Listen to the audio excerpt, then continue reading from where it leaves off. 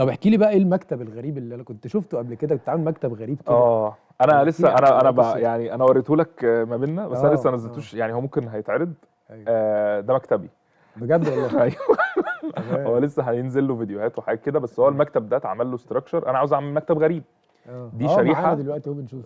دي شريحه امم من الحديد، خلاص، ملفوفه. هي شريحه كانت طويله، امم لفيناها امم لفه بحيث ان حلو الجزء قوي. امم الشمال والجزء اليمين يبقوا الاثنين محققين نفس الويت. اه وبدانا نزود الويت في الجزء كمان اللي هو فيه كيرف ده، بحيث ان هي تبقى ستيبل من غير ما نحط لها ركيزه تانية. وزن يعتبر الشريحه دي كأنه طاير، ده في حد واقف عليه في كمان. حد واقف عليه. اه ما احنا يعني صورنا عشان ده لسه ممكن حد واثنين وثلاثه كمان. ان شاء الله. الحاجه دي اتعملت في اسبانيا قبل كده او اه ايطاليا، مش فاكر حد عملها.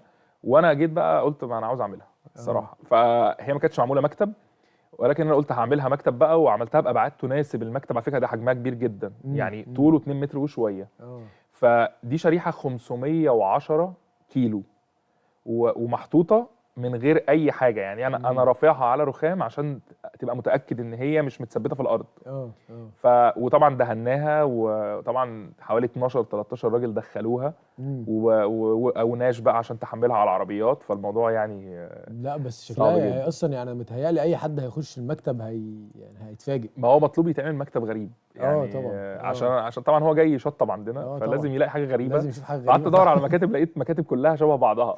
فقلت اه لا، لازم اعمل حاجه يونيك يعني. والحاجه دي بجد احنا عملنا لها كذا تراي، يعني ممكن مثلا 10 مثلا، بجد مش ببالغ. امم ورحت لها 4 ايام، وحديد كتير اترمى وباظ عشان اوصل طبعا محتاج للقصه دي. تجارب واتعمل كتير. لها اناليسز على طبعا سوليد وورك، ونفذناه وباظ بعديها. بعد كده قعدنا بقى نعمل تراين ايرور لحد ما ظبطت. امم فالموضوع امم كان مرهق وصعب جدا، امم بس اتعمل الحمد لله لا ما شاء الله عليك يا باشمهندس الله والله. يخليك والله.